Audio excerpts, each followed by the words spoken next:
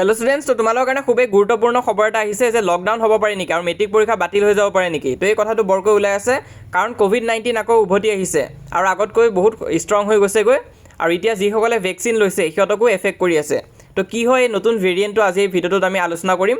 তো এইটো হৈছে কোভিড-19ৰ এটা ভেৰিয়েণ্ট যাৰ নাম হৈছে JN1। তো এইটো কোভিড-19ৰ এটা ভেৰিয়েণ্ট হয় আৰু বাকীবিলাক ভেৰিয়েণ্টতকৈ কিন্তু এইটো ষ্ট্ৰং আছে কাৰণ যিসকলে ভেকচিন লৈছে সিহঁতকো এই ভাইৰাছটোৱে এফেক্ট কৰি আছে। আৰু ইণ্ডিয়াটো বৰকৈ স্প্ৰেড হৈ আছে ভাইৰাছটো। তো কেইদিনমান দিন আগলৈ ইণ্ডিয়াত অকল 250টামান কেছ আছিল, কিন্তু এতিয়া 1000তকৈ অধিক কেছ হৈ গৈছেগৈ আৰু যদি বহুত স্পীডত বাঢ়ি থাকে তেনেহ'লে হয়তো লকডাউন লাগি যাব পাৰে। আৰু এক্সপাৰ্টসকলে কৈছে যে এই ভাইৰাছটো যেতিয়া গৰম বাঢ়িব তেতিয়া আৰু বাঢ়িব।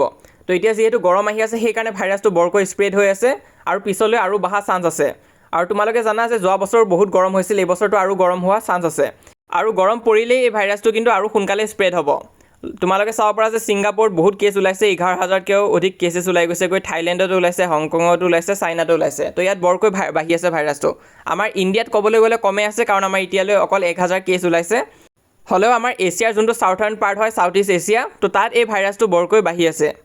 তো সেইটো কাৰণে তোমালোকে সাৱধান হৈ থাকিব লাগিব। আৰু যোনটো কথা কোৱা হৈছে যে half yearly pre board final ইয়াত কিবা প্ৰভাৱ পৰিব নেকি, তো ইয়াতে তোমালোকে বেছি চিন্তা কৰিব নালাগে কাৰণ মেট্ৰিক পৰীক্ষা কেতিয়া হ'ব, মেট্ৰিক পৰীক্ষা তোমালোকৰ ফেব্ৰুৱাৰী ফাৰ্ষ্ট উইক মানে হ'ব পাৰে আৰু প্ৰি বৰ্ডটো তোমালোকৰ জানুৱাৰী মান্থতে হ'ব। তো তেতিয়ালৈ কিন্তু ভাইৰাছটো আকৌ কমি যাবগৈ আৰু এই যোনটো ভাইৰাছ হয় এইটো গৰম দিনতহে বেছি এফেক্ট কৰিব। মানে তোমালোকৰ যোনটো হাফ ইয়াৰলি এক্সাম আহি আছে তাত হয়তো অকণমান তোমালোকৰ ডিলে হ'ব পাৰে, মানে ছামাৰ ভেকেশ্যনটো অকণমান বঢ়াই দিব পাৰে।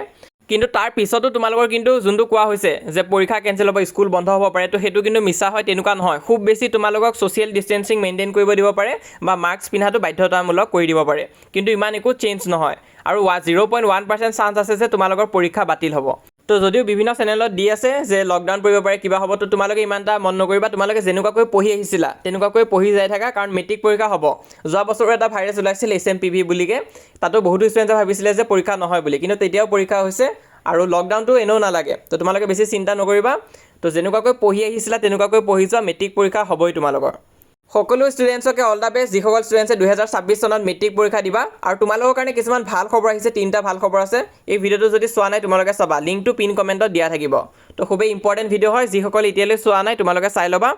তাৰোপৰি এইটো হৈছে হোৱাটছএপ পেজ, তোমালোকে যদি এতিয়ালৈ আমাক হোৱাটছএপত জইন কৰা নাই তেনেহ'লে সোনকালে জইন কৰিবা। লিংকটো পিন কমেণ্টত দিয়া আছে, তাত তোমালোকে সকলো ধৰণৰ আপডেটছ পাই থাকিবা।